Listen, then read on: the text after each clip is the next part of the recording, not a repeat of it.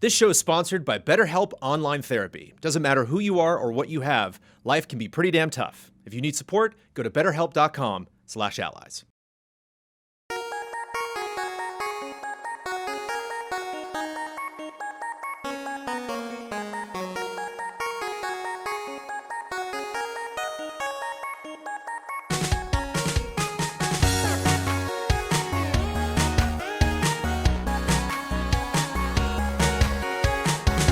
Hello and welcome to the Easy Allies podcast. I'll be your moderator, Brandon Jones. Joining me this week, panelists Brad Ellis. Yo. Michael Huber. Yo. My under the weather co-moderator, Daniel Bloodworth, will not be joining us tonight or for this weekend. Under the weather, actually on the mend, is feeling better, but Nice. wanted to save us even the slightest chance that we could potentially get ill. Smart. Making it all happen in the control room, Isla Hink. Hello.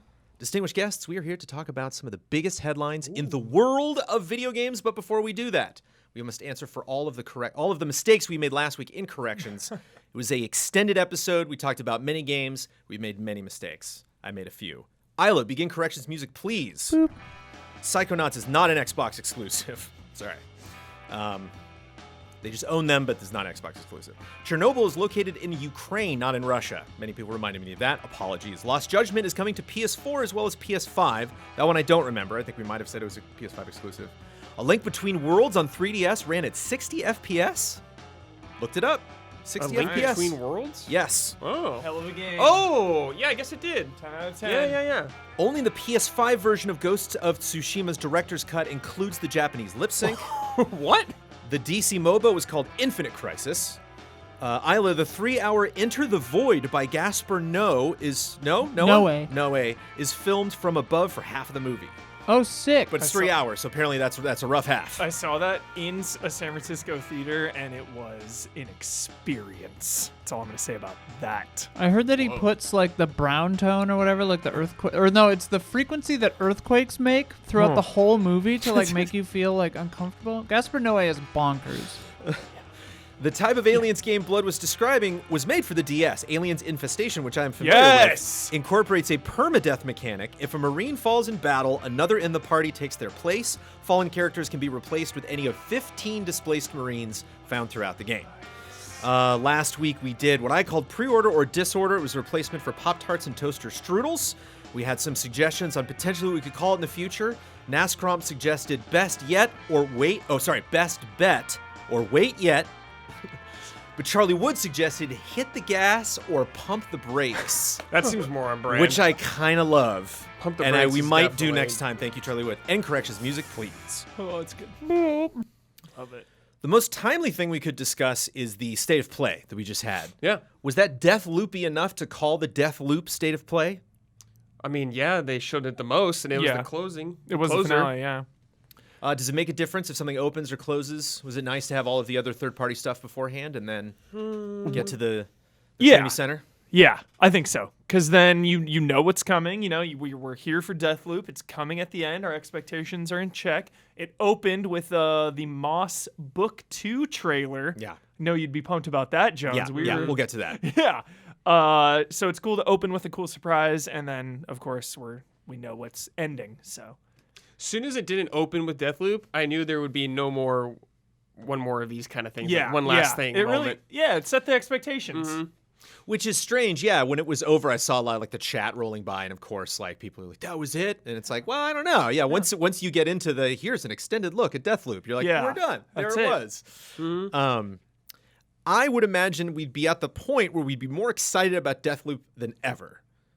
I imagine that's the point where they would want us to be at. I don't want to throw any shade at Deathloop. I say this because I want Deathloop to succeed. I want this to be, without a doubt, the most highest grossing arcane game that they've made yet. I want a lot of success for this studio because they're extremely talented. Right. But are we there right now with Deathloop? The needle has not moved for me. And I was saying earlier, if it wasn't Arcane Studios with who I am loyal to and invested in, and I love them, and I'm so confident in them, if it weren't for that, Deathloop might hardly be on my radar. But the fact that it is Arcane, I'm willing to just jump. I'm willing to dive in, get there. I'm obviously going to play this day one. Like, I'm really excited about it because of Arcane, but everything we've seen from the actual game just hasn't really moved the needle for me, and it's coming out pretty quick, and I thought today's state of play was a lot more of the same. Yeah, I just don't know with a game like that, like what the game is, how much you want to show of that game. Yeah. You know, you can't show I guess you could show some levels, but there's only like 8 bosses or something like that, so you don't want to show your whole hand. Yeah. Or tell someone how to play. You know, if you have a gameplay scenario, you want to show off the fact that like you can, you don't even have to be here at this point. You can do the stuff in any order. You can be less powerful or more powerful when you get back here.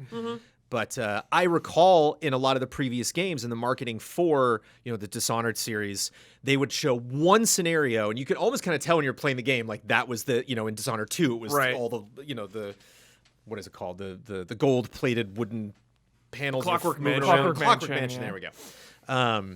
And that was something that they built, and they're like, will be our demo. This will be people's introduction to the game, and then everything else they'll have to experience. Yeah. We have seen a lot of, I think I've seen like almost half of those characters getting killed in trailers so far.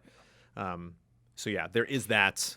Yeah, it just worry. seems like, you know, their games, especially Brad can attest, like you gotta be in it, you know?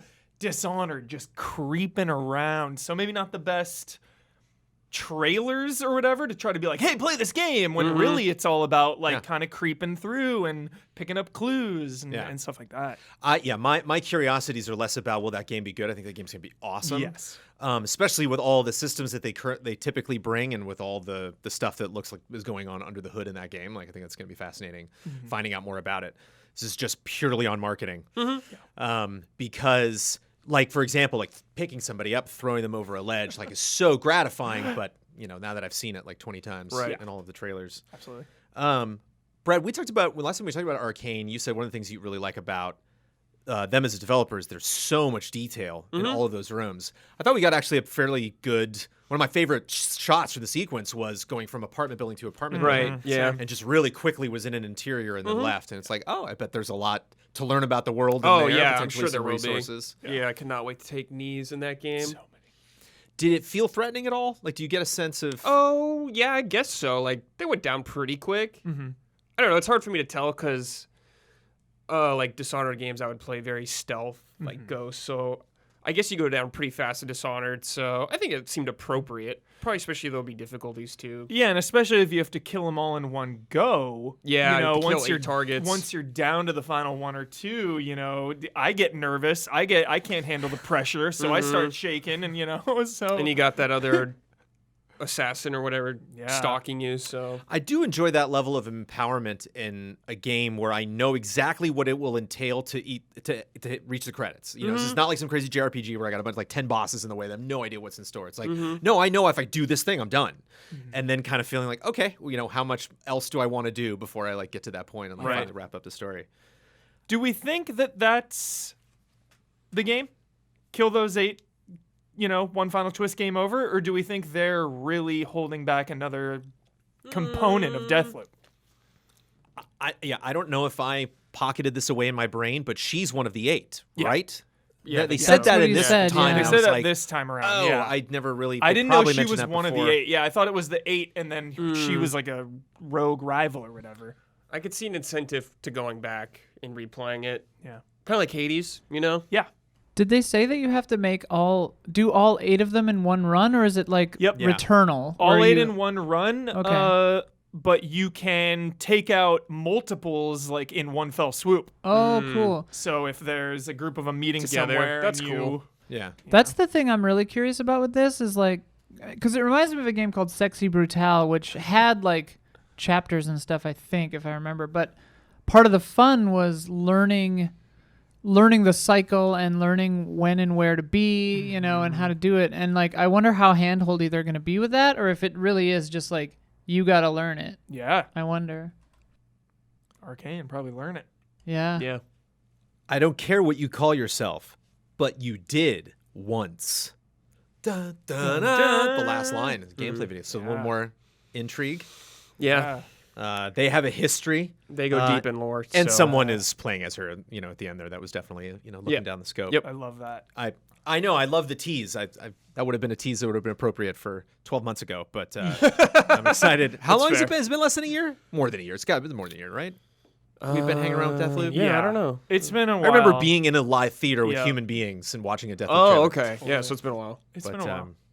Moss It was Book announced, 2. It was announced at E3 2019. Oh, okay. Yeah. Moss Book 2. Yay, feel good. Yeah. Did anybody play Moss? Just I me? played the first part of it. Nice. It's all that. It's pretty. Yeah. Once you, that's the nice thing about just being a satisfying playthrough is like once you get the gist of how it goes, Yeah. it just does that in a satisfying sense. You like stunt shows, right? Love stunt shows. Moss is like a bunch of Waterworld. stunt shows. It's like because you know how you like you go and you sit down and everybody's getting ready for the show start and you're like looking around the set and you're just like I bet jet ski comes flying in over that part. You know, it's like you kind of look at that. You have this little tableau and you're like neat. I wonder, okay, I got to get up there. Oh, I can actually like get right in, to the action. And there's a lot of it. You are contextualized in the story, which is always nice. Like you are actually there. Moss knows that you are there. Yeah, it was a little tiring, just as kind of all VR can tend to be. Like it's tough to do for like long super chunks, but I very much enjoyed that. I'm still holding out for a new iteration. I mean, this Sony State of Play opens with a big PlayStation VR game, Right. And like still no word really about. I mean, they're doing one. Yeah, they said Moss Book 2 is quote currently in development. Yeah. so like that's I missed that. so that's a pack in with the Got it. PSVR launch in Okay. 2023. Yeah, wasn't the There first it game? is. I think they did some kind of package deal with the first game. At a Maybe point. it was like that and Beat Saber. It was definitely one of like the top 5 that they kept talking about. Probably over and over again. Astrobot coming also. But Blood and Truth 2. and it definitely Moss 1, or just Moss, but technically Book 1 now, I guess, ended and was like, see, in Book 2, they were very much like, we are, going full steam ahead on a new one. I think the player character's name is Quill. Quill is the yes. Not Moss. Sorry, yes. Yeah. Will. That's something that I knew, of course, because I played the game, but what an easy thing to forget. Yeah. Right. I think she actually says Quill in there. But you can see yourself, too. You have like a mask on. You kind of look like Spirited Away. What is that, the black shadowy thing with the mask? No face? No face. Arcadegeddon. Early access starts today. It's like Fortnite, but neon. Yeah. Huber $20. joint. Huber joint. Gonna be PS Plus. Yeah. They said, right? Yes. I'm waiting for that. There was another PS Plus thing coming that I was like, smart. Yeah. Hunter's Arena Legends. Oh, right. It's like The smart. one we thought was Hunter. Naraka. We thought that was. That's right. Naraka Oh, Blade that was Point. it. Okay, so is Arcageddon With guns. coming to Plus as well? I or think no? it's No, getting I know like they have the early early access access today. thing. Okay, Yeah, I think okay. it's just this is the early access for PS5, but you have to pay for it. Got it. Yeah. Yeah, it looked a little rough. Yeah, it kind of jumped in like, this game. And I'm like, no, I don't know. Okay, I guess there's guns in it. And they, okay, like, went a little too fast, I thought, into that gameplay. Yeah. But We also had technical difficulties on the stream exactly Right, at we that did. moment, so we We missed the did. first Oh, 25 seconds. ruh-roh. Yeah. But yeah, Hunter's Arena Legends could potentially be fun. But it's interesting, right on the heels of Naraka Blade Point, are we entering a new era of third-person, polearm, backflip? Yeah. Melee. Yeah. Battle Royale. Kind of makes me think of, the next big Square Enix action RPG that has the characters like teleporting around and stuff. Forspoken? And, Oh, sure. just a lot of, look how fast I can traverse this environment and just drop down on dudes. Totally. But yeah, we'll see. Tribes of Midgard, which I love. Yes. Which I think I fall in love a little bit Can't more wait. with every time they detailed all their seasons and stuff. Isla, is that going to replace the Valheim streams? We should do that. Sure, maybe. We should. It's so different 10 players. 10 players? 10 players. in Midgard. Oh, That's sure. what they said we at today. least got to try it out. And then. they showed out all these classes and skill trees this time Yeah. around. It's looking good. I mean, if it has split screen or local, then we'll probably group stream it or something. Ooh, local. It didn't show local. I don't know if it don't did. know if it I don't know will. if it That'd does, be but- huge. Tribes of Midgard, and I say this lovingly because I'm going to play the hell out of this game, is just junk food. Like it's because I don't know when to stop. Like I don't know. There's no like levels or anything. There's kind of like those big Only a bosses that they story. talked about, but it's like this is a 4 a.m. game for sure. I'm just like, oh, sorry. I'm apologizing to Amanda the next day. Like, I'm sorry. This new game. I'm not reviewing it, but frame trap's coming up. Fist forged in Shadow Torch. That's a rabbit with the metal arm. Oh, right. This Yeah. looks sick. Yeah. Yeah, this looked cool. Good characters. Looked like Punished Peppy. Looked like punished Peppy. Yeah. I thought it was like a Biomutant thing for a second. The cutscenes did look good. Yeah. Yeah, it's coming along. It's tough because it's one of those games. I wonder if it's an IP that kind of has a ceiling where it's like it's going to attract a number of people, but it's just like I don't know how you would advertise that Sure. outside of someone who might not be into just a simple not simple but a platformer brawler. Yeah. Sifu, Seafood. Looks great. Number 1. Yeah. which I'm looks so great. passionate about. Number 1. Which I thought, every time that shows up. Admittedly, the more I see, the more I'm just like, yep, that's good old Sifu. I don't know if I've seen anything new, but and Hit us with the big delay there. a meaningful delay. Oh, Next yeah, 'cause year. they did do the tick. Next yeah. year, a Early. meaningful. I feel like Jones, the optimist in me, is like, yo, this game got hyped. There's buzz now. Let's get a little more ambitious. Sure. Maybe like let's get it right. Sprinkle a little pandemic on there. Yeah. Yeah, So that's what I was anything, thinking. Little side of anything, pandemic. we're all, Yeah. any game is lucky to get out of 2020 or That's 2021 true. still in development. True. But it just looks so great, and it looks like there is kind of like I'm trying to pick the right word. It's not dull, but like there is kind of a mutedness to the colors and the borders of everything. There was kind of a blurriness to it, but like it just fits. So, Yep. I'm so looking forward to that. When you die, you age up. Right. Love it. Cool mechanic. Jet the Far Shore. Yeah, baby. Oh, Yes. this is like that exploring game, right? Yeah. I didn't want to force this upon Isla, but I was watching No, that being I'm all like about Isla this Hank. shit. Isla Hank. Yeah. Yeah. It's like Race the Sun, No Man's Sky, Yes. like exploration in space. It looks awesome. I don't know. I'm excited about it. The character designs are a little weird, but whatever. That stuff intrigued me the most. Was like on the ship with the crew and the bonds. Yeah. And the mystery. Yeah, like them talking, like saying, we wanted to show what it's like for people working the long haul out in space or whatever. I Yeah. thought about Alien, I thought about, love it. That's one of the things I love about Alien is you feel for those workers. Like just Yeah. Well, my it's bonus. a tough job. It's a tough job.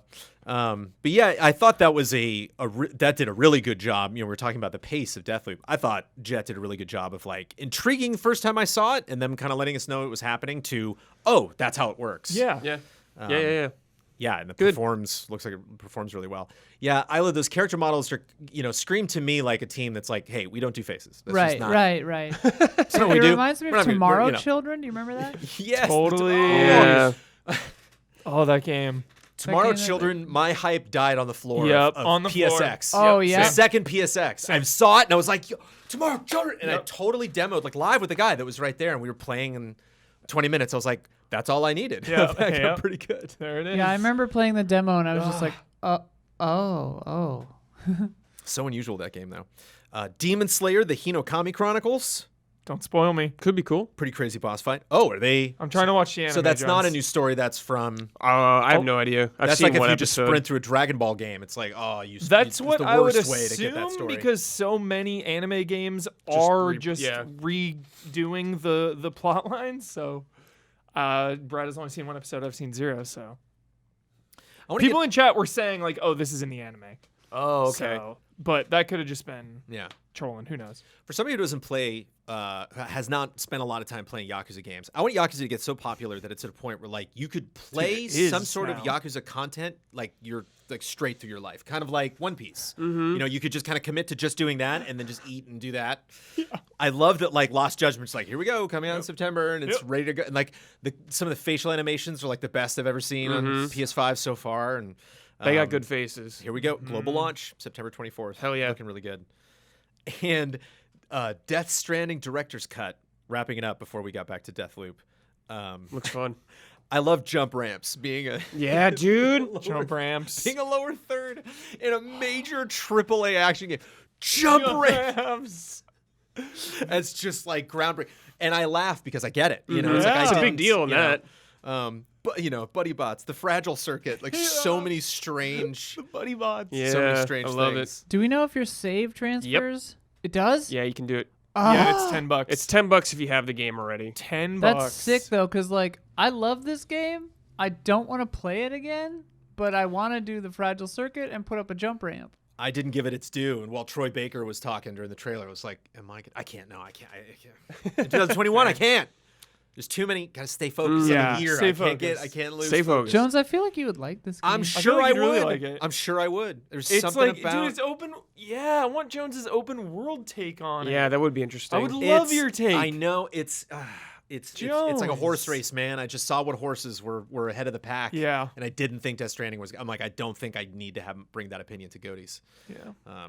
It's a really weird game because, like, It's a weird open world. while you're playing it, you're like, this is kind of annoying and not super fun. But then after I beat it, I was like, man, I loved that. I was glad Anytime I a played Kojima that. character like checks their equipment, I love it so much. I don't know Yeah. what it is. I don't know what it is. I love just like that MGS4 trailer where he just like, and he like pulls out his like AK like magazine, Oh man.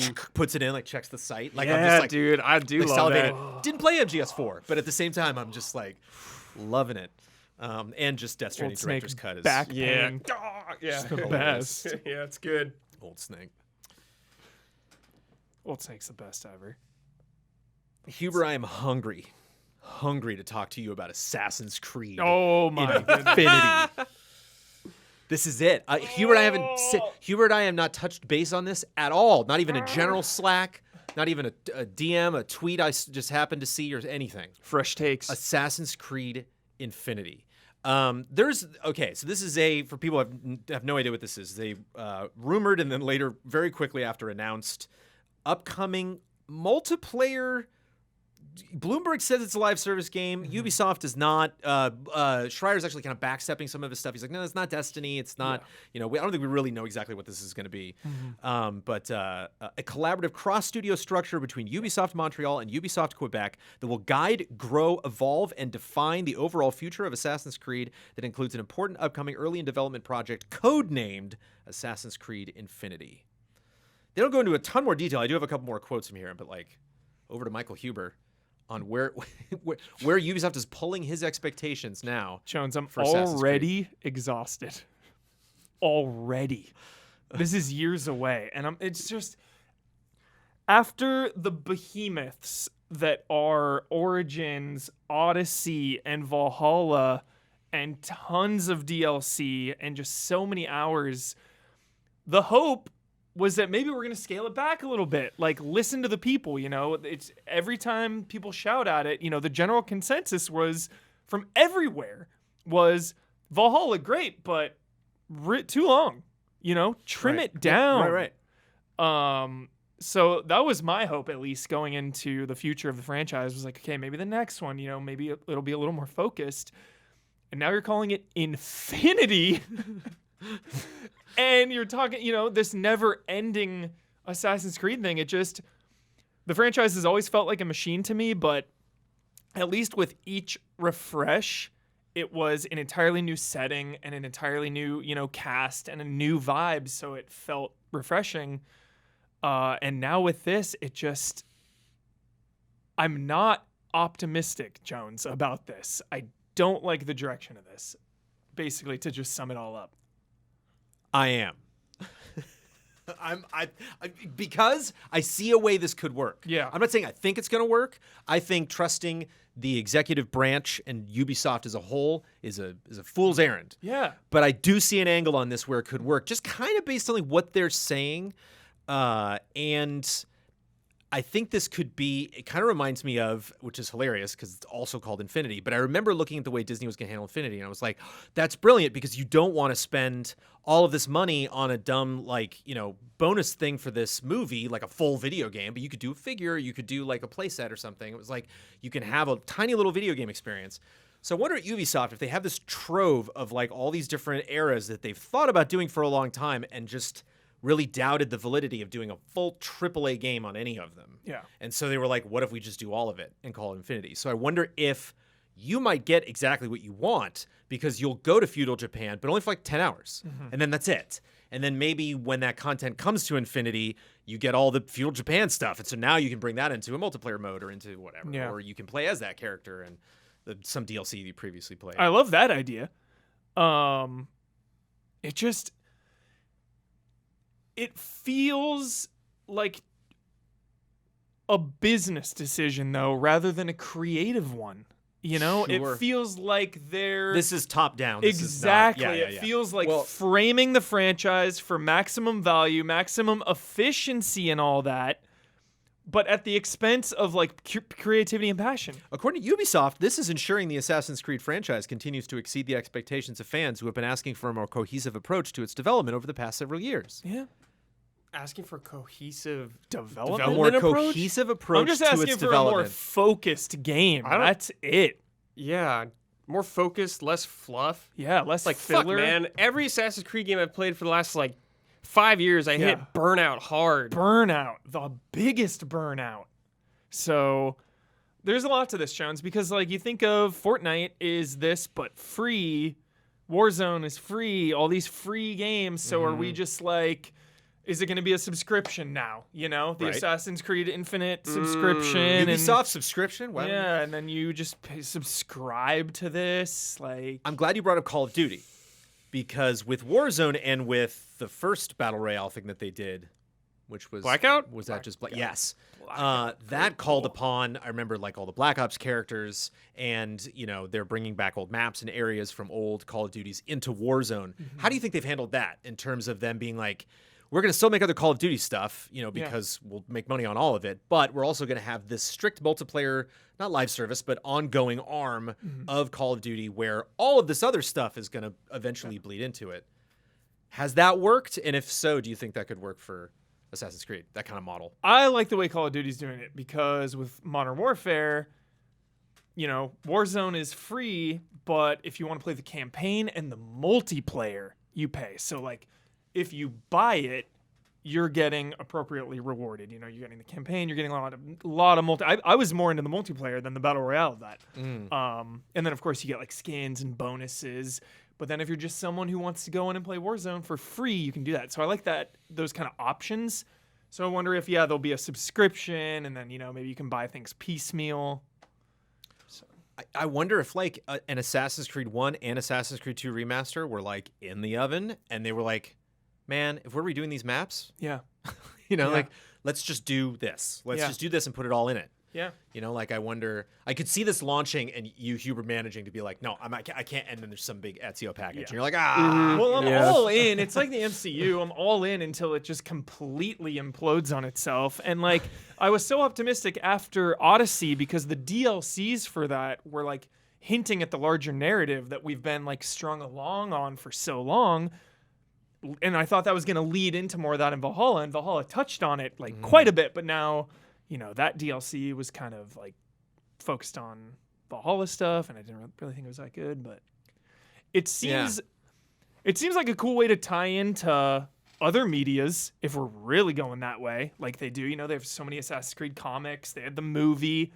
Like, what if this was a way to have like your comic book storyline, and then you could play this little comic book chapter, you know, and they added that map or something.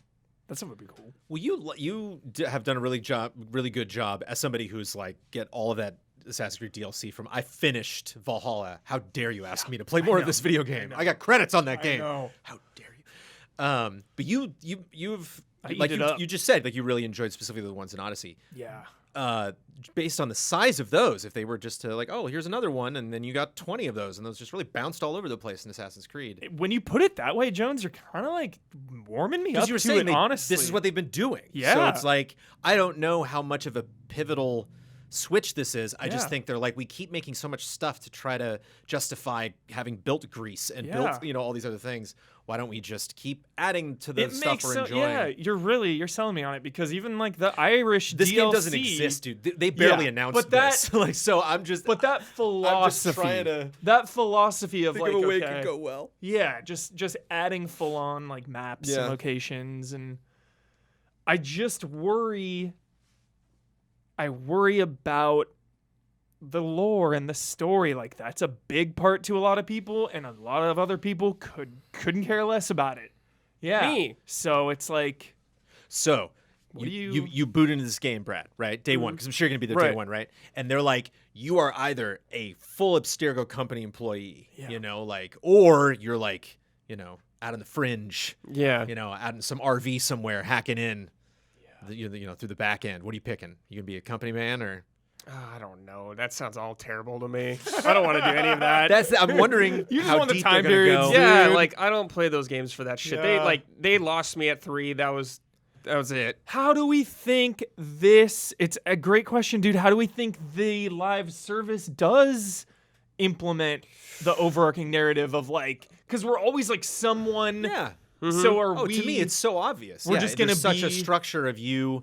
You know, you have all the leaderboards and all that stuff. It's all Yeah. going to be built into. So I mean, we're it- just an it might not, Abstergo but to me, employee it or just- something. It writes itself. It's Yeah. like, yeah, you work for this company or you have this Yeah. tech, and then you can chronicle all of the different things that you've done, and that's you unlock all the different Yeah. outfits and weapons from different eras that you're then bringing into other places. The or battle whatever. pass, that'll be part of it.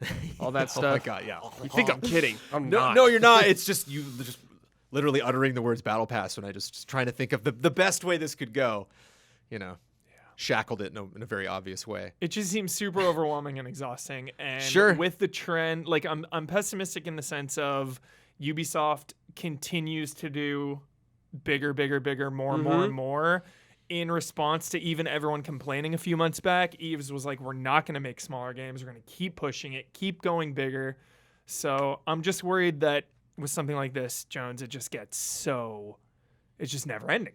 You know, I Yeah. like the idea of Valhalla having an ending. You know, if this is a 100-hour Right. game with Right. Yeah, of course. with hours and hours of filler, I at least know I'm working towards some grand payoff or at least a conclusion or an ending and credits. Whereas this is just, it sounds infinite. They teased Valhalla a bunch in the blog post. They said there's gonna be more content that they haven't announced or specifically detailed in the future. Are we saying goodbye to Assassin's Creed for a while? I think so. They did say that they were going to have another year of DLC for Valhalla. Okay. Another thing that concerns me is with each Assassin's Creed, we get a refresh. We get that new setting and new everything and new mechanics. With this, with a foundation, it feels like, will they all play similar and we just keep adding like items? But it's going to be like a universal feeling Assassin's Creed, so it just feels Hopefully the not. same every time. That's not fun. I wonder if there'll be like classes. Like different Yeah, abilities for different yeah. classes and different ways you can. Yeah, One more focused on traversal and one more focused on like tanking and stuff. yeah. Years away. Like I mean, you I said, would- it doesn't even exist yet. Yeah, but I would look at Ghost of Tsushima Legends. I would look Yeah. at that hard. I would yeah. pay very close attention to Yeah, because I miss how much fun it was to run around, how much fun range combat was and abilities and the carrot that they dangled. Like that was hard to put down. I was like, oh no. Because weirdly, I miss the Revelation or the Brotherhood multiplayer and the Unity co-op. Like, Yeah. give me some more of that stuff. Oh, I don't miss a lot of that. But isn't that strange? That it's such a big franchise, and almost every time they tried something with multiplayer, it instantly went away. Yeah. and they were like, Yeah, no, we're I not think the doing it again." versus is more appealing, I guess, more interesting, Yeah. dude. Unity multiplayer was bad. I think we The did get co-op, two dude, multiplayer back to back. I think there were two. Yeah, I games. think it was It was, Brotherhood. had Brotherhood one. and Revelations. Yeah. Ah. Yeah. Yeah. Sure, 'Cause give it another Revelations go. was just like Back to the Future. Give 3. it another It go, just I kept- guess. yeah. Could be better. It was there. Yeah. We owned it. Yeah. We didn't even remember buying it. Yeah. I also want to say before we move on, I strangely think this is the perfect way to announce this. Sure. This seems like one of those things that I never like to lean too heavily into the conspiracy theory, but it's Yeah. like, you got to wonder if Ubisoft themselves, were responsible for, there were some Ubisoft employees that might have been like, let's get everyone to hate this now. Yeah. And then Well, it was when leaked we and have a then trailer they- later, right. So do you think it was a intentional leak, I- Jones? I Is that where don't- you're going? Because the thing they wrote was very, it was definitely, some PR person at 3 a.m., Yeah. just cobbling it together. But I do think this, at the end of the day, will work out because once we get the finer details, once we see the eras in action, this kind of like trepidation, or someone like you, Bradley, who's just like, I already know I'm not going to play this. So I can look at a trailer kind of objectively and be like, oh, this is neat. But if like we were getting hit with the whole concept at the same time, like it wouldn't matter how good it looked. We would just only be talking about like, barf, Assassin's Creed Live Service. Why did they think we would like something like that? So I wonder if it kind of getting it out of our system now and then seeing this in a couple years will change it. Do we think other Ubisoft games will follow I was definitely suit? thinking that. I was wondering about that. Far They Cry. love What live hasn't? service stuff Yeah. now. There are not many Like left. Rainbow Six is just doing great still. I wonder if they're branding that strategy, and that's the hot thing, Everyone's Yeah. looking at Fortnite. I could see Far Cry doing it. Yeah. Easily. Oh yeah, I wonder if the whole business model of Skull and Bones has changed every 8 months. They're just like, oh god, they just come in and they're like, nope. They're like, we just finished the. Like, totally changing it. And now, a word from our sponsors. We all shop online, and we've all seen that promo code field taunt us at checkout. But thanks to Honey, manually searching for coupon codes is a thing of the past. Honey is the free shopping tool that scours the internet for promo codes and applies the best one, and it finds into your cart. Honey supports over 30,000 stores online. They range from sites that have tech and gaming products to popular fashion brands, even food delivery. Here's how it works. Imagine you're shopping on one of your favorite sites. When you check out, the Honey button drops down, and all you have to do is click Apply Coupons. Wait a few seconds as Honey searches for coupons it can find for that site. If Honey works finding a coupon, you'll watch the prices drop. And what's awesome about Honey is it is so easy to install, and I spend my life downloading mobile apps, downloading PC games, downloading updates for other games, and it was so hilariously quick to add this, and it's so hilariously quick to use when you're actually doing it. It's tough because sometimes I want to I'm curious to put something in that I'm like maybe not gonna buy, but I bet I can get a discount on that. I want to thank Honey, of course, because Honey, I got a gift certificate for my birthday. It was all the way back in January, but I remember I was able to really maximize that gift certificate.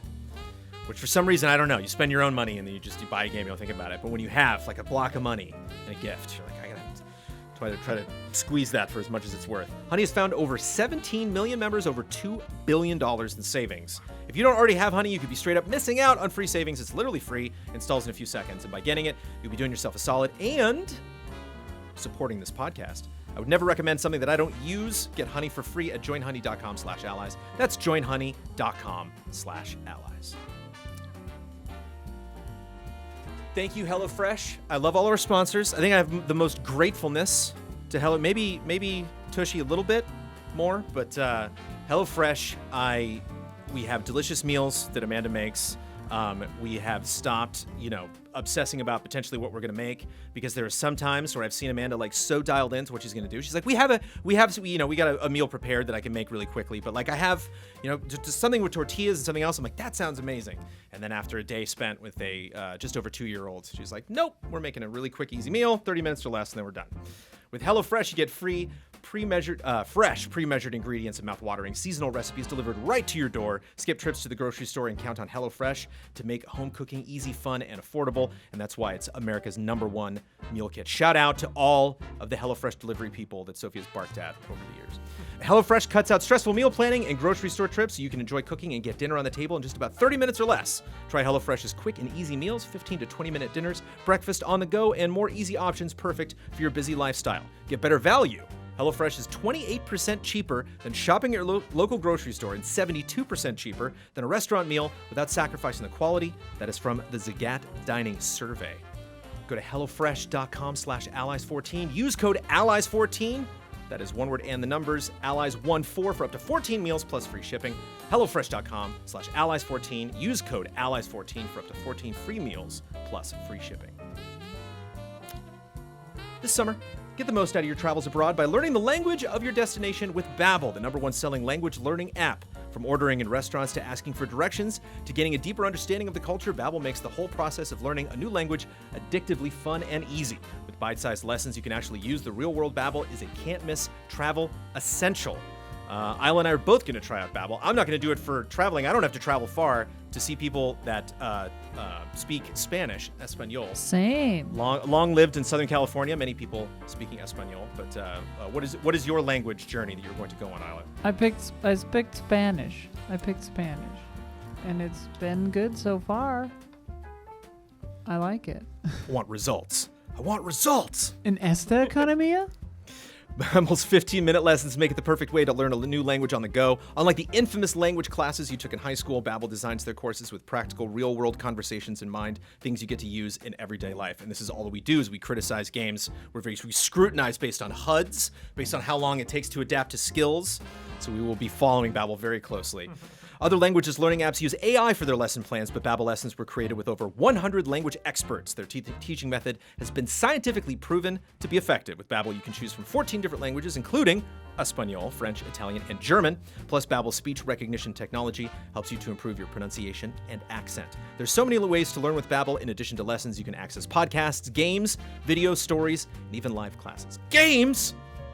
Right now, when you Yeah, purchase... I did a maze game. Nice! And like you get through the maze, you survive it by getting language questions correct. It's pretty fun.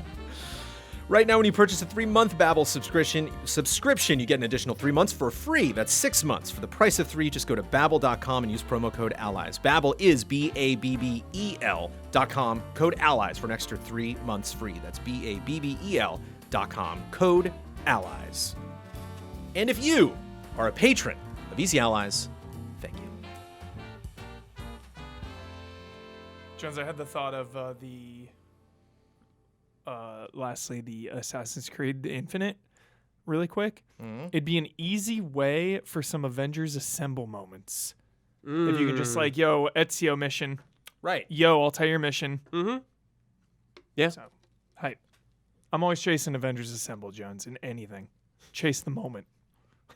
How can we recreate that? Yeah, I bet no one else has thought of that. I bet no one else was watching Endgame in the theaters being like, Chase on that a much moment. smaller scale, how can I achieve this level of success? That's right, Switch OLED. I bumped you to the third story in the podcast. Because what else is there to say? Skip. Skip, just complete move on. Yep. It'll be a whim Straight purchase. to RoboCop Rogue City. Let's do it. Whim purchase. No, I'm just skipping the OLED. So thank you, Nintendo, for saving me some money. Honestly, because if it was a Pro, I'm buying it. But now it just is OLED. Cool. Save me some cash, Nintendo. Appreciate it. Yeah. You don't think ultimately just for those of you that don't know, this is the new Switch, the third Switch. We got a Switch, we got a small Switch. Now we're getting a little bit bigger Switch, 7-inch screen, better audio, 64 gigs of storage, adjustable stand, October 8th, $349.99. Which is wild to me. So it didn't take you long to come to that assessment. I was about the same place where I was like, oh, okay. Yeah. I think it was you in Slack that just let me know, Oh, yeah. I could follow the journey. Sometimes you see those Yeah. timestamps and they hurt. Like 3 minutes later, Brad's like, "Oh no!" I was like, There's there's no 4K. There's no. Oh, all right, no new process. Okay. I like them touting the kickstand, like the wide kickstand, as a new feature. When you know that they were developing this thing and then it just kept falling over and breaking kickstands, they're like, shit. And they're like, just make it wider. We'll say it's a thing. Like The kickstand on the Switch is like a USB port. You always plug it in the wrong way. You know, when you try it the first time, you show somebody like, "Look, you can kickstand it up." Okay, well, okay, there we go. Now it stays. It is a sexy kickstand. Yeah. It is versatile. And they the show it off Ethernet very well in the port trailer. Yes, is the most hype thing. and you can buy the dock separately if you want to for just that dedicated Ethernet port. Although all of us probably either dug up or purchased a new dongle and have been using that. Yep. will the OG Switch fit into it? Don't know. It'll work with the old one. I'm not going to speculate on specifically how that works. I have not to try it. And they are not changing the Joy-Cons. Oh. These are the same old Joy-Cons. No. Drifted. Those Joy-Cons haven't worked altogether well. That would be a nice thing to update. So those are the specs. We did a breaking news on this, which is fun, which if you follow our podcast feed, we did that this week. We don't do that often. This was a big enough event and far enough away from the podcast. Michael Damiani was there. Damiani has obviously some very valuable insights in the world of Nintendo. Damiani is going to be talking this up a storm on Friendco this week. So I want to get away from specs, and I want to talk about just the absolute destruction of hype, which I love to analyze after the fact and figure out why the hell we thought this was going to be something other than what it was. Sure. And I think there's just generally a sense of, like, of course, what we want. Like, I think it's like you close your eyes and you envision, like, the perfect Switch, like, just the console just, magically getting better. And it has a lot of elements that were not brought to this when they announced it. But I'm curious about, like, beyond that, what precedents had been set so far in this industry that made this seem like Technology. like it just came Yeah, up short. Phones, PlayStations, Xboxes. The Vita. Yeah, iteration. And industry rumors, of course, adding fuel to the flame, give or take all those rumors. But I think just a combination. And the main fact that PlayStation and Xbox did it. I know Nintendo's doing their own race, but the Switch technology has been showing its age, so it just felt like a good time. Yeah, that's what I was thinking. Whether they announced it and it was going to release this year, or they announce it and it releases next year, I just thought it'd be a good time for it. Yeah, I thought Breath of the Wild would be the game to do it with, but I don't know. Like They might. Damiani mentioned it might have been a manufacturing issue. They might have. Sure. They might have really wanted to do that. Sure. Could be a lot of reasons, but yeah, there was. I think all the rumors and just the other two doing that, and Switch really showing its age in a lot of ways, and the new systems around. I'm like, okay, this could be a nice little buff for it, but I guess I don't care. And like, that's okay, I guess. How far do you think they've kicked the can down the curb in terms of a new model after this? Like a successor? Which is just hilarious to speculate when this thing's not even on sale yet, but here we are. Like a successor? I would say like 2023 for a new handheld. Yeah, or their new system maybe. Yeah, this gets them through next year, right? Oh, yeah. Yeah. I mean, they're not hurting, so I guess. Exactly. As of May 2021, Nintendo has sold nearly 85 million Switches. Yeah. Yeah. Why mess with it? Yeah. Truly, why mess with it? Well, they're messing with it. Sorry, I forgot to bring up because of the 3DS too. They did the newer one that had certain things like you couldn't play Xenoblade on a normal 3DS. You had to have correct. the new 3DS. So And it wasn't something brand new for them to do, I guess. And with the DS and like Game Boy Color, I think is the only other time I remember that like stark, departure. But that was so obvious. It's like there's no mistake. You're playing a game, on a different console. Rahul Masal on Patreon questions, will the Switch follow in the path of the DS with the 2DS, 3DS, 3DS XL, and the new 3DS? So in the lifetime, which is interesting, I have to be reminded that like the 3DS was its own console. I enjoyed the 3DS much more than the 2DS, but it was just a very simple form factor upgrade. Yeah. So I wonder if we are in the 2DS era, like this, the OLED. Yep. This is the 2DS. Yep. The 3DS is still a couple years off. I think their next hardware thing will be very similar. Yeah. It seems to be working too well for them, home and on the go. Isla, this could have been so much more, but are you like hurt or bummed? Like, did you honestly think this was going to be something different, or were you just kind of safe with your expectations? I was a little surprised that it didn't that they didn't bump the CPU or something, just because it'd be easier to get. And it costs more, and like I know OLEDs cost more, but you would think that the 5 years of time that has elapsed would have made up for that, so that it could cost the same. So I thought it would have a bump just in RAM or CPU just because, but I was whatever. I guess it makes sense. But it's funny because I remember years ago when these rumors first started, if I'm not mistaken, the OLED rumor was the first rumor. They were like, they're going to do one with an OLED. And then like the DLSS and the 4K and stuff was the later rumors. And it's funny that the first rumor was right. That's just all it is. 7 inches specifically, I remember. Yeah. Clearly, like in all of the headlines. Yeah. But I don't think I will probably pick it up, but who knows? Right. No. And it's like Nintendo doesn't have to do it, and like their history of not really doing it, and they're kind of doing their own. They do own new thing. versions of a lot of things, but Yeah, like just because they didn't do it and they don't have to do it doesn't mean they. I wish they would. I wish Sure. they would come out with they just seem so stiff with their ways, and that's just the way it's going to be, but I wish they would embrace tech just a little more. I think the number one surprise that I have personally is just that they're not doing anything with the Joy-Cons.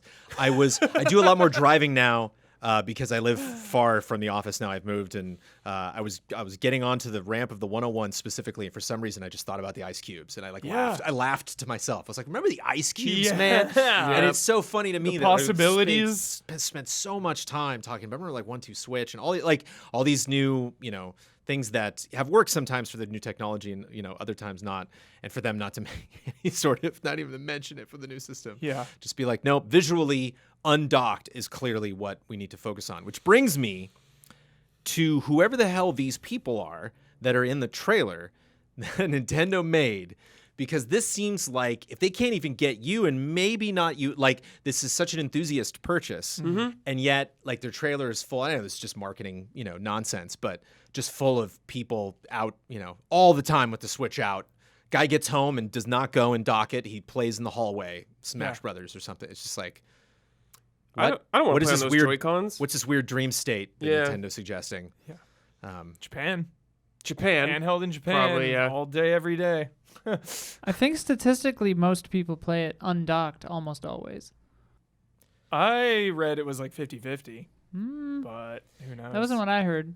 Correct us. Yeah, let again, us not know. not the idea of like being undocked, but like by the pool. There's just something about like the lifestyle aesthetic that's suggested in Switch trailers. It's funny to me. I'm like, this doesn't seem like the market. I don't know. I remember chat too. I was surprised that like more. I thought everyone played handheld. I thought it was everyone, but the more I hear people, it's like, no, I just play docked. Yeah. I mean, the Switch Lite could have maybe just extremely accelerated, or maybe slowed down the idea of them being like, well, wait, we don't need to do this now. We just need to make the undocked portion look better, and then we can the Switch Pro whatever. I have two separate friends who have literally never even taken their dock out of the box. Wow. Good That for just them. Play it in handheld. I'm like, you guys are nuts, but okay. Michael DeChe wants a proper D-pad. I Oh love my this. God, please. Maybe a second screen to emulate DS games. Okay, there's ways we can do it. You can just like an add-on, right? Like a plug-in. Yeah. You fold the screen, which still scares me, man. There's like those weird tablet phone things that like I don't know. I would feel like I would break that in 5 Yeah. seconds. I don't like that. It's a scary tech. The first batch did break. Yeah. Crack those suckers. That thing's gonna light on fire. And Caesar Villa is scared that the Switch Pro is not even gonna happen now, but obviously there's gonna be more tech. I can't imagine there's many people at Nintendo, console R&D right now that are like, we got to change it up, we really got to go we're just going to make the Switch better. We don't need to just, completely jump in another direction. Right. I feel like we're going to be rocking the same Switch tech now into 2024. Yeah, I could see that. Sure. So we're waiting on the 3DS Switch. That's what's going to Yeah. happen. Yeah. That's basically what we're waiting on. Yeah. This is the 2DS of Switches. But I mean, after the year they had in 2020, Yep. they fully don't need. They have No, another 3 or 4 years out of this thing. Yeah. Like they fully do not need to do anything. Nope. It's like, yes, you don't need to Me do too, anything, but I wish they would. I really wish you would I know. sometimes. I Yeah, really yeah. wish they would. really push, wish you would. I'd really wish they would push themselves instead of just like not. Sometimes. It Yeah. Feels like, It's like, well, I want a new Mario Kart, but everyone's like, oh, it doesn't matter. It's still selling. It's like, yes, Yeah. but they can make another awesome video game. yeah. It's just frustrating. Doesn't Nintendo have like something like 20 or 30 years worth of operating costs just like in cash? Probably. I heard that once. There was, because there's been shakeups with the ownership of Nintendo with executives and stuff. And like, I remember they kind of did a check-in with investors and everybody where they were like, I remember this was because, Microsoft's buying all these things. And then Sony was like, we're buying people too. And everybody looked at Nintendo and they're like, no, we're just making games. We're not going to, that's why, picking up, a studio here or there, the Luigi's Mansion studio, right? That was so unusual. RoboCop Rogue City. Yeah. RoboCop. I had the pleasure of telling him that this game existed. Yeah. Don't know much beyond that. Yep. 2023. Cool. One to file away. Consoles and PC. Back in the brain. Not there. yet. I would need you to file it away in 10 to 15 Yeah. minutes. Yeah. In that time, Yeah. I need to talk about RoboCop and video games. Yes.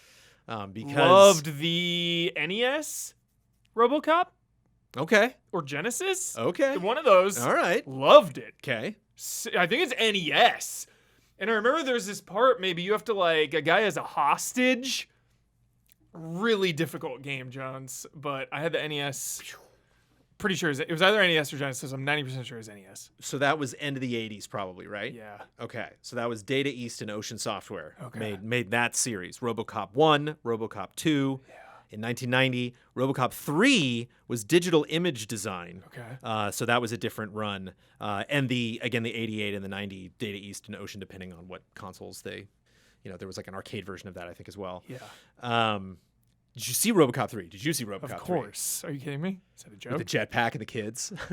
That's all I remember. All I remember, like every time I think of RoboCop 3, I think of him having a jetpack that a small child is holding on to. Right? That happens, right? The kid is such an intense villain. One of my all-time faves. That's 3, right? The kid with like the machine gun. That's 2. 2. Okay, 2. Yeah, it's one of my He faves. shoots him in the face. Yeah, 3. The kid shoots RoboCop. In the Wait, was face. 3 PG-13? They like kind of Probably, yeah. Oh, that's unfortunate. I feel like they dubbed it Just down. like, what on earth? What are you doing? Yeah. Yeah. I've seen 1 and 2 100 times. I've seen 3 probably like 1 time, Jones. I believe so too. I will. Yeah, but 1 and 2. Whew. Yeah. Because that's the thing. If you're I've never checked that out. 1 and 2. 1 and Do not 2. skip 2 at all. Yeah. Stop. Yeah. Um, It has the what's the dad from like Malcolm in the Middle? Boddicker. Yeah, it's in 2. Yeah, he's the dad. No, he's in 1. That's In Boddicker. 1, yeah. in One, 1. yeah. Dick Jones. It all blends, dude. One and two OCP blend. runs the cops. It was Dick Jones. And the bad guy in RoboCop's the bad guy in Total Recall. And the head of OCP is the alien from The Last Starfighter. Nice. Hell yeah, there it RoboCop is. 3 was PG-13, yeah. Nice. Yup. Dubbed it down. Really special for me, Brandon Jones, in 1993 from Virgin and Interplay and a ton of other developers. I'm curious who I specifically played. RoboCop versus the Terminator. I remember this. yeah. Was that Super Nintendo? Holy cow, yes, Super Yeah. Nintendo. Fighting game, maybe, Woo. right? No, this No. was a Yeah, side-scrolling side-scroller. final fight with guns. Like, That's right. no, it was not Final Fighters because it wasn't. think You it was couldn't. just You couldn't move up and down. It running. was just a straight Yep. Running gun. left and right platformer. Crazy. Remember the story was like intense. There was like one Dude. cutscene, then all of a sudden he like wakes up in the future and you got to take down huge robots. Cool I am crossover. so jealous. I've never played this. It was funny because I remember Aliens vs Predator kicked all of it off. Then it was Mm-hmm. Freddy versus Jason, and like anyone we can match up. And I remember like playing the Super Nintendo game and being like, "This makes sense, actually." You know, Yeah. like what if RoboCop interfaced with Cybernet, and, or Skynet, and then they were like, "Oh, that's how you merge synthetic and machine." And Yeah. they, Sick concept. made a bunch of RoboCops. Batman versus aliens. Yes. Now we got to talk about all of this. I'm kidding. Then we got a lot of weird games. Some I kind of remember. GBA and GBC from Taita Software in 2001, just RoboCop. PS2, Xbox, and PC from Taita Software in 2003. I don't remember this at all. Don't remember this. No. There was a PS2 RoboCop game? When I was missed playing it. that Evil Dead game on played PS2 Predator and the Concrete Warriors Jungle. on PS2, there was a RoboCop game? Damn it. There was a mobile game in 2004 that IGN gave an 8.5. Wow. Damn. And then Mobile. a new mobile game from Glue Mobile based on the remake that was in 2014, same year as Joel that. Kinnaman. Did you see that? No. Oh. No. Jose Padilla, the director, he got screwed on that movie. They screwed him. Hollywood interference. That's it. Hollywood interference, Jones. They didn't let the director do what he wanted. I'm sure that's why that movie didn't. I'm sure that's why they didn't have a brand new franchise. Really good director. He did Narcos and Elite Squad. Oh, okay. I'm just saying, I don't like when people compromise their vision like that. It's like Alien know, like- 3. It's like David Fincher. Yeah. Got, like, Do you think fights with anyone's the- going to compromise the vision of RoboCop Rogue City? No. Which takes place in Detroit and apparently they say it's a new story, but they also say it's based on the trilogy. So it's like in or around it or a prequel or somewhere in between, or don't think about it too hard. Oh, I I'd don't love know. that if it was like in between the games. Shoot some thugs. Yeah.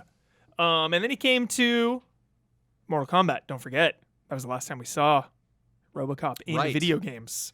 And I love that. Mortal I Kombat love that fans. he survived.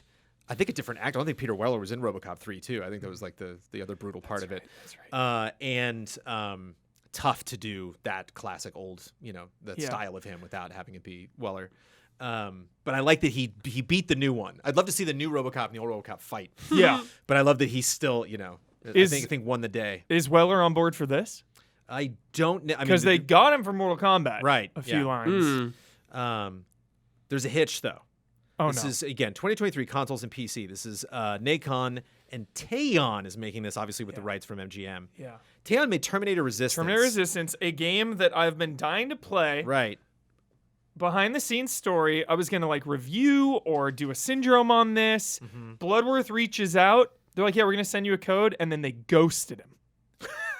They ghosted Blood. I don't know if I knew this. That's hilarious. Many months later, like 6 months yeah, later, yeah, they were like, hey, do you want a code? Yeah. And I was like, Yeah, and I think Blood like followed up again, and then there was just Ghosted again. So then this enhanced edition just comes out. It was just recently enhanced Terminator, which has a cult following. People swear by this game. Really rough around the edges, but if they say if you're a Terminator fan, it's cool. I was like, Blood, like I want to do something about this. Like I want to stream it with Jones or do a Syndrome or something. Reach out, and he's like, I'm not reaching out. Shut down by Blood. Shut down. But it's a game you won't pay for. That bridge. $50 still, and I cannot afford that. It's too risky. Yeah. I've heard a lot of bad things. There is a cult following with it, but for $50, I'm not willing to take that chance, especially because I just bought Cobra Kai. I didn't tell you how much it was. How much? $40 for that game. Well, that game seems very long. Yeah. Wow. But too much. Too much. Obviously, upgrading RoboCop makes perfect sense. I think RoboCop fitting into a modern action game is like, yes, go for it. Just outside of that, really quickly, are there any like fun mechanics? Got to drive a car, right? Gotta drive a car. Gotta drive a car. Gotta drive a car. Motorcycle. Motorcycle. Motorcycle. Some kind of like hacking interface. Right. Scanning dudes. Scanning. Will there be hostage situations? I was just gonna say There Fallout. needs the to be. target assessment with Fallout. Yes. Where it's Time like limit. it's stamina you can spend. Yeah, it's like Red Dead. Like Red Dead. Yep. Yeah. Like I need branching paths in the story with real consequences for getting hostages killed. That's my number one ask. Public opinion on RoboCop, depending on the outcome of his investigations and how he handles them. You know what made me happy is they had a little bit of like a commercial in the trailer. It was like, we're here on the streets of Detroit, because commercials are not only a huge RoboCop thing, but a huge Paul Verhoeven thing, who did this in Starship Troopers and Total Recall. Loves making for $1. Oh yeah, like we need that. You need to go by a building and in the window see the TVs for sale and just like Sunblock 3000 and you need that. It's so important. Need some Remedy live action stuff. This is also extremely important. MGM, and keep in mind, not the people making the game, just the people that own the license. Vice President of Global Consumer Products and Experiences, Robert Merrick. We're very much looking forward to collaborating with Nacon and Teon to bring one of MGM's most timeless IPs back to gaming platforms with a brand new story. The film is known for gripping action and complex storytelling. Yeah. Flashbacks and stuff. Yeah. And we are excited for RoboCop fans to experience this firsthand through the game. Sick. If it's rated teen, is it Dead on Arrival for you? It needs to be hard M. Hard M. Don't get cute. You know? Get gritty. Yes. It needs to be gritty. It needs to be a gritty video game. Right. Terminator seemed like that. Terminator was hardcore, the game. Yeah. But RoboCop even has been way more. It's way more. But like Terminator, you're graphic. shooting robots. Yeah. This game you're gonna be shooting like people. Yeah. RoboCop can get graphic. Hubert, speaking of graphic, did you guys ever see the thing called Our RoboCop remake? No.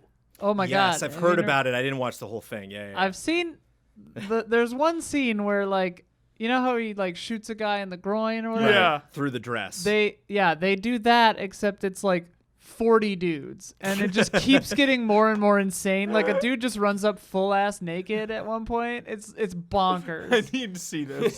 Seek it out. I'll share it to you in Slack. I want to check with the listeners of this podcast to see if anybody picked that up, though. Yeah. Did anybody pick that up? MGM Vice President of Consumer I noted it, Products. but then it was a fleeting moment. Global That's pretty wild. Consumer Products. Do you know what Omni means? It means like of everything. Yeah. MGM. GCP owns the cops. Yeah. Dick Jones. Dick Jones! It's been so long. I haven't seen it in so long. It's been so long. I'm grabbing the quotes like I do. You're and I'm like, coming Global with me, Consumer Products. Dead or Alive, top 10 movie quotes of all time. Whew. Easily. Jones, if it seems to me, especially with MGM commenting like that, it seems like this game will have the resources that maybe Terminator didn't have to maybe alleviate those technical. What is telling you that? The fact that this is 3 years out, that MGM is commenting on the game. I don't know. Did James Cameron ever comment on Terminator, whatever the hell that game was? I don't know, but he commented on some bad movies probably. He has. He has commented on the movies, yeah. But I don't know. It seems like it could be a higher it could budget be. effort than It than could be. Terminator. Yeah, Budgets are shrouded in mystery for no damn reason, but that's true. I asked Stan Lee about the Fantastic Four PS2 game, and he was like, "You think I play that game?" And I'm like, "No, it's coming out this week." And he's like, "I don't know what buttons." I'm like, "I'm sorry, Stan." Wait, we talked about RoboCop more than the new Switch. I'm surprised and not surprised. Oh, pumped.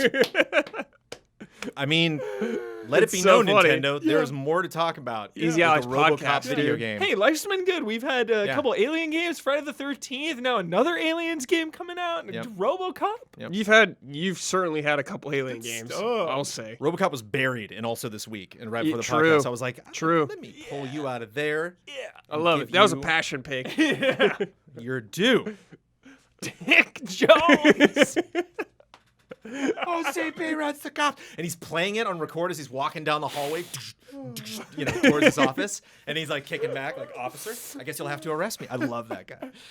But then it's in the same part of my brain with Total Recall. I'll be home in time for cornflakes. It's the same scene.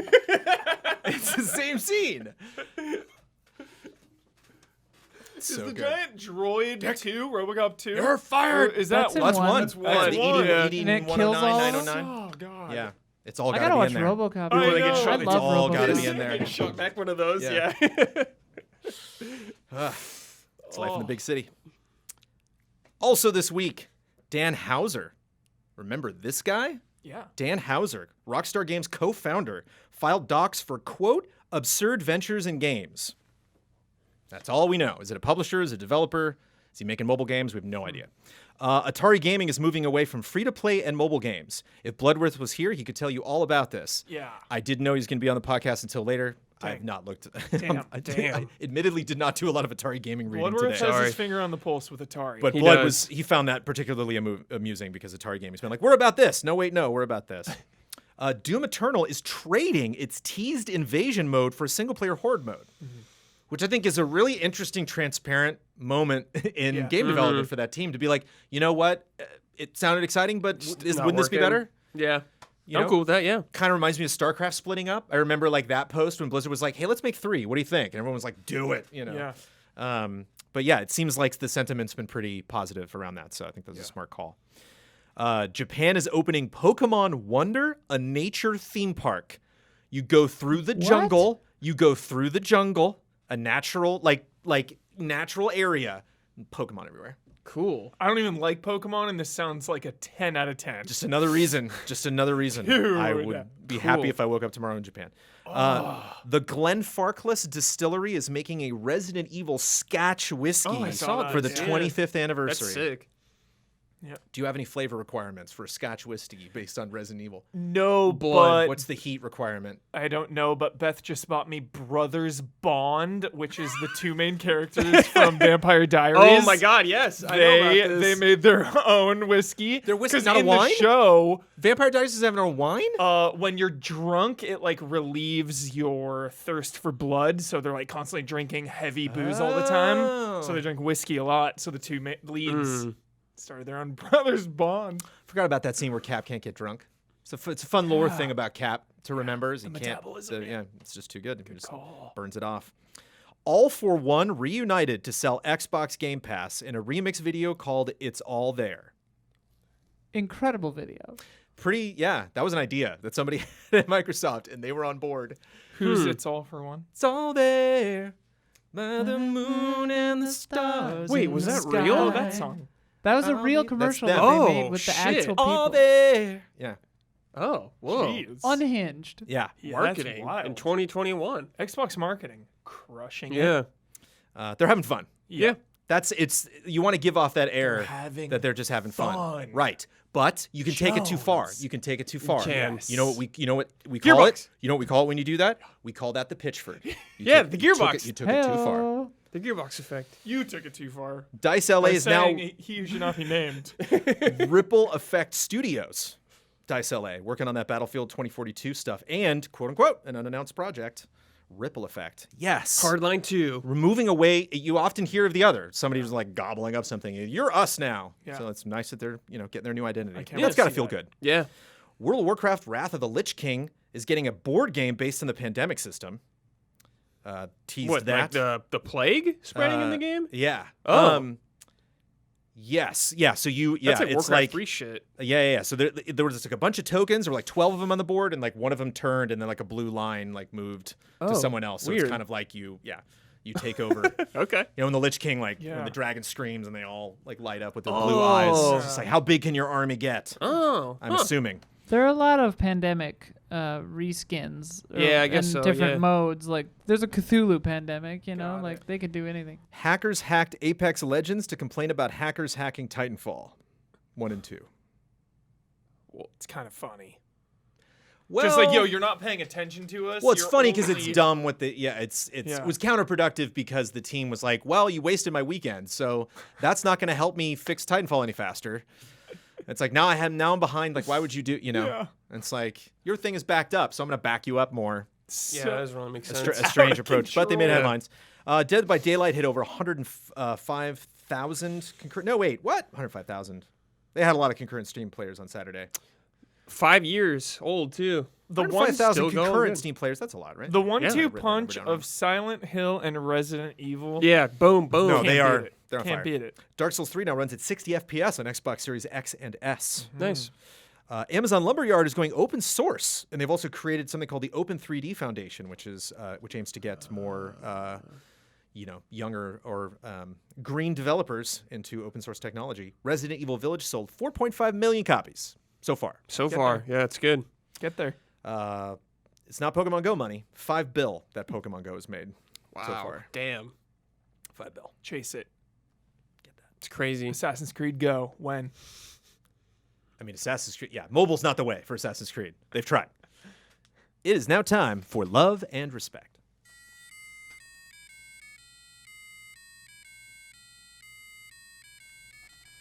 Love and respect. Submissions from our $5 and up patrons on patreon.com/EasyAllies. First from Keaton. Atlas has been updating their YouTube channel daily with a short video showing off one of the demons that will appear in Shin Megami Tensei 5. They're short, there's not much to them, but as a fan of the series and the demon designs, it's something I look forward to watching every morning. It's been a good way for me to stay hyped for the release and reminds me of the updates for Super Smash Bros. Brawl leading up to release. I was just thinking of that. Do you think games would benefit more from advertising in the style of a slow, constant drip feeds of info, or do you prefer the big blowout presentations with tons of info at once? Blowout. Release date. Done. Sure. But it's like Shin Megami Tensei already has that now. So they can just kind of, here's a few little extra things. Like E3 was their blowout, I guess, of it. Yeah. Isla, can you think of any games that would benefit from this, of just like a little bit here, a little bit there? I mean, I was thinking about how when I was younger, I loved this kind of thing. Like, I would go to like the Diablo website or whatever and like read about little updates and whatever. Diablo 4 could do stuff like this, I imagine. Diablo Like, 4 does like 3 or 4 deep dives Yeah. a year that I actually have been great. Thanks for bringing that up. I've been following those deep dives into the behind the scenes development with like mechanics and everything they want to do. It's actually been really interesting.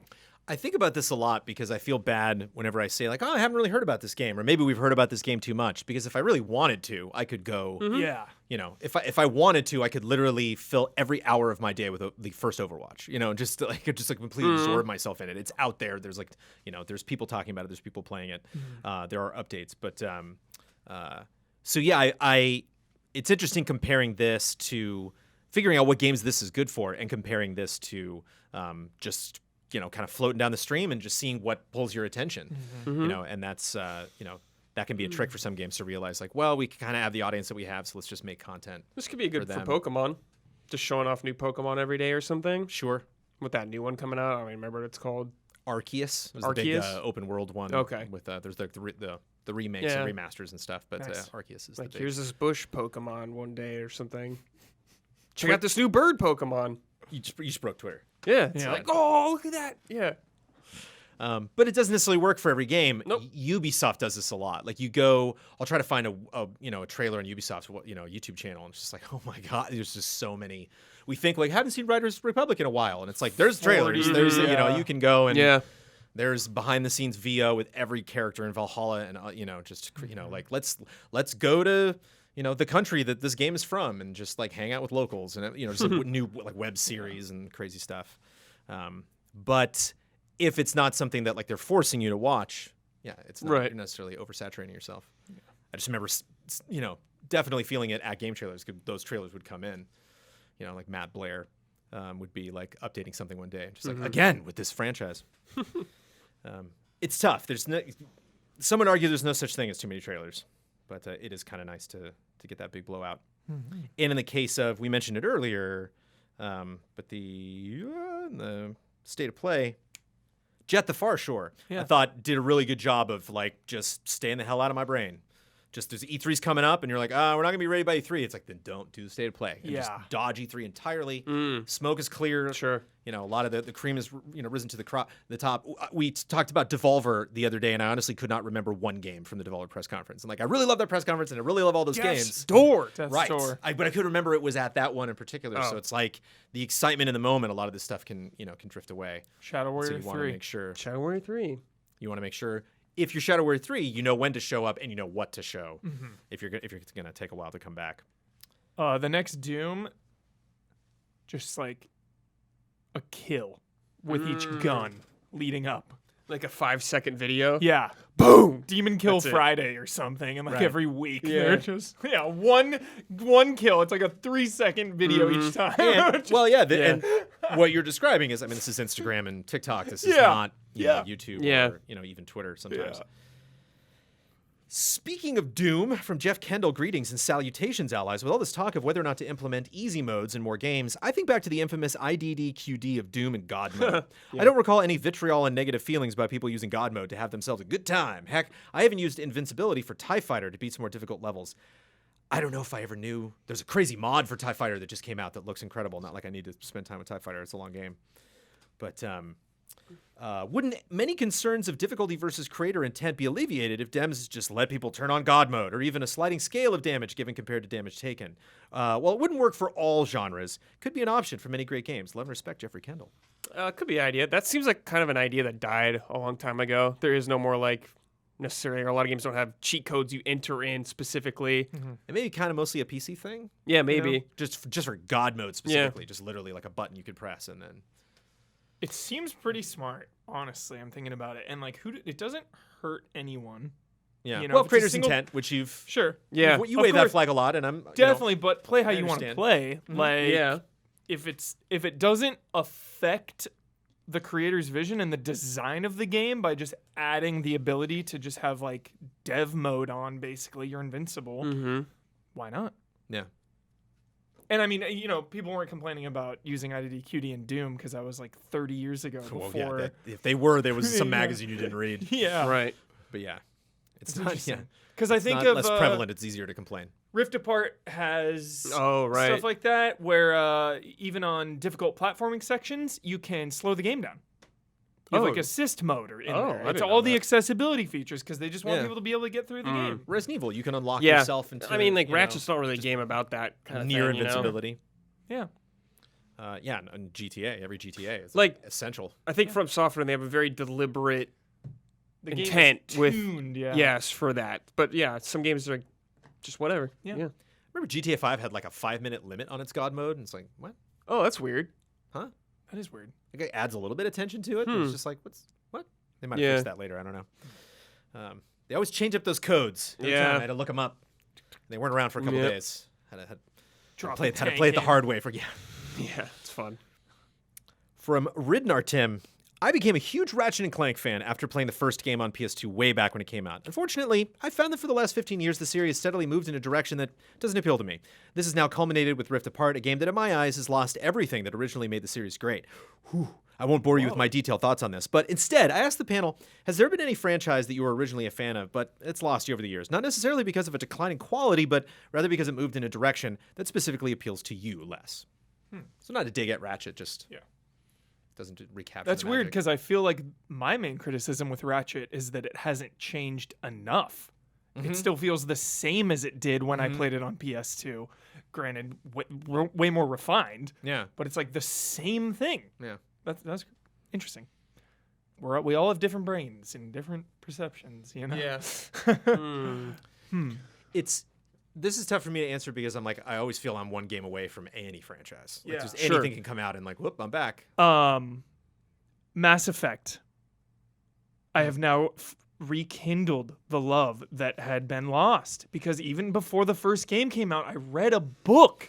I read the prequel book to get ready for this series. Obsessed with 1, obsessed with 2, and then 3 just didn't get me. And Andromeda came out, skipped it, and just like completely fell off of this franchise. And then now Legendary Edition is like, oh, this love again. I found it. I don't know. I guess just like something too much of something I've fallen off with, like Call of Duty.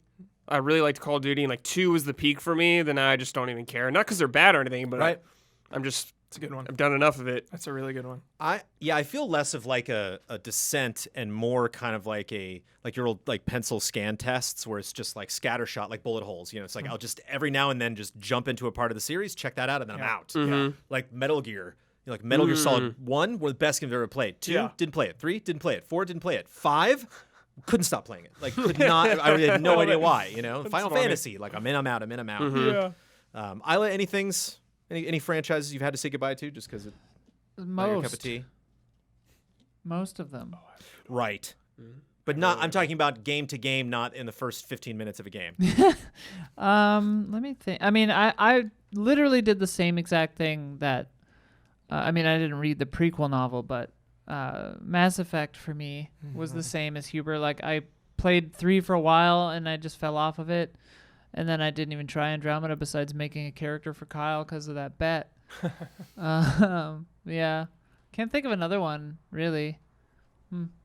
Got a good one. World of Warcraft. Oh, Of course. Oh, sure, yeah. That's like how you play World of Yeah. Yeah, it's true. You go. Yeah. Yeah. You go back. Sure. It's like But- college. You know, you just 4 years, you're out. Yeah, I guess You it's just move the on. same game Like- technically. By that 4th expansion, you're like, Yeah.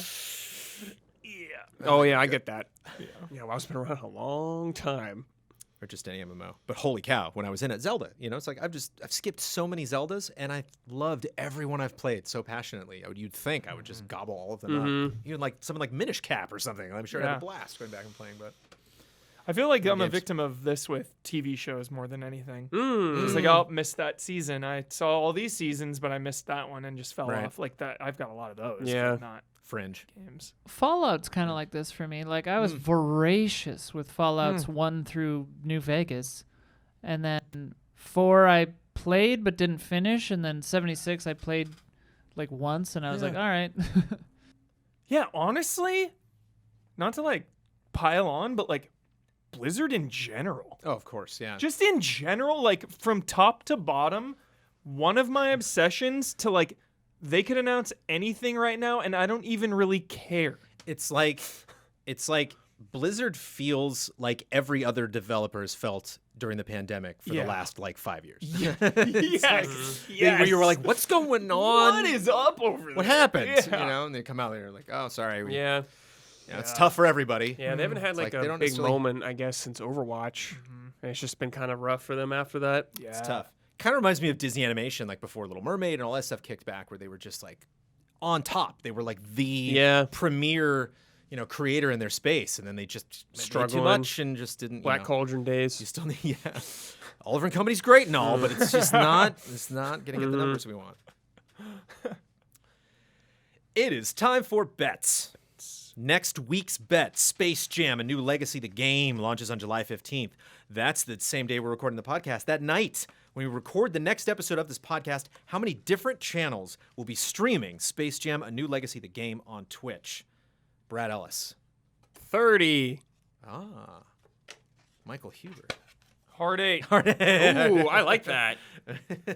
You drew dice. Hard 8. Isla Inc. 3. Wow.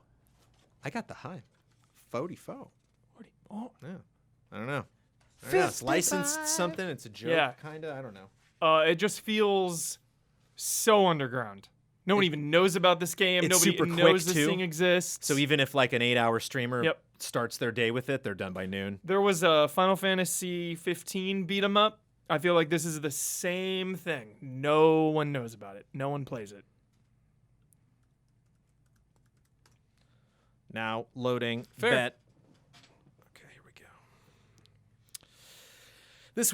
Last week's bet, A Plague Tale last week on Twitter had 23,677 followers. On July 6th, Plague Tale Innocence launched on PlayStation 5, Xbox Series X and S, and Switch. Is currently one of July's PlayStation Plus games. I wanted to know, how many Twitter followers do they have right now? Brad Ellis bet 27,000. Michael Damiani bet 25,000. Isla Hink bet 23,814. Daniel Bloodworth bet 24,419. Dude, it doubled. And I bet 23,888. Are you guessing that, or do you know that? Yeah, I'm going to guess like 48,000. Whoa. Could be dead wrong. Easy, bro.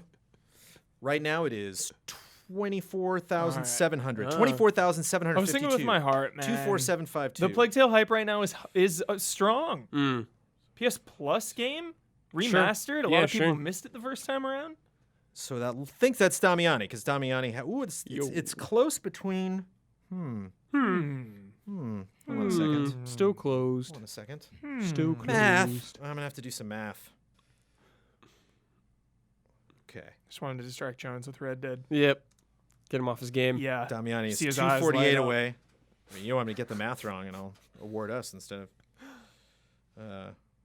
Yo, Red Dead Infinity, Jones, you win. Red Dead. Hey, as long as we're killing time, Red Dead's having an update as well. Red Dead. Blood is money. They're adding Infinity. heists. Red Dead blood money. They're adding whatever that is. heists to Red Dead Online, dude. Oh. Let's posse up. Wait, I didn't even know there wasn't heists yet. Correct. Oh, Yeah. it's been years. I mean, there's like missions where you kind of do heists, but Michael Oh. Damiani wasn't that bad. Damiani. Less than 300 when Paled's was over 300 different. So with 25,000, he was the closest to 24,752, bringing our scores to Jovial Penguin 16. Ma'am, are you okay in there? All right. Vociferous Beavers 13. Doesn't feel right doing it by myself. Let me tell you about patreon.com/easyallies. What's up? Oh, hi. How are you? I'll tell you. Patreon.com/easyallies is where you want to go. If you want to support us financially, there's lots of ways you can do it. If you're watching this podcast on Sundays, you're supporting us, of course, because we are sponsored and you're watching all of those ads. For $5, you can get this podcast 2 days early on Friday after I'm done editing it. Very tired on Friday mornings. I will throw that up for everybody early on Patreon. You get 2 bonus love and respect questions, and you get no ads. So you get what some may consider the superior version. Sometimes we talk about obscene things and we act like children during the ad reads, so sometimes those are entertaining. You get to pick your poison with the Easy Allies podcast. But anyway, if you go to patreon.com/easyallies and just check it out, you can find out ways you can further support us. More support means more content, more reviews, more reactions, more fun stuff that we can do. We'd appreciate the support. We certainly appreciate, there's different levels of appreciation. I don't want to say one's higher or lower than the others, but there's a massive amount of appreciation from people that are shout-out tier. We're going to shout them out right now. I sprung this on you, Brad. Are you set? Yes. Because you're going number Yes. 2 because you're next to me, so you Yeah. know how that works. It's me to Isla in the next room. Shout out to everyone at the shout out tier, our tip-top tier, patreon.com/easyallies. Shout out to Blue, Caleb Togi Crawford, Dave McKilligan, Edgar, so I'm a spider, so what? El Thanis, Esdocal, Greg the Dark Knight Kettering, and Nick. Shout out. So Damiani isn't Brad, therefore Damiani is Huber. You get to close out this podcast. You get to promote any Easy Allies video you want to promote. You get the final word on anything you disagreed with, want to reiterate, or just popped into your head, and you get to sign off with your trademark sign-off. Any good videos that you have been working on, you two? This is Recently? my job all of a sudden? Recently, have you made a new video? My Legend of Kinda Mana Jones every review Monday, just man. went up. There Which it one? is. There Legend it of is. Mana. There it is. Which I worked on. Which Jones Perfect. edited. Yep. Perfect. Boom, a Legend of Mana. Yeah, the What's- remaster. What's the one sentence take, Brad? Legend of Mana. Good game. Good remaster. Good game, good remaster. Yeah, pretty remastered. Yeah. Good Okay. boss designs. Cool, Yep. Cool boss sprites. Yep. Sick. Reiterate. Really hyped on this RoboCop game, Jones. What's the quote again that got he kept me. singing? Dick Jones. Dick Jones. OCP runs the cops. Dick Jones.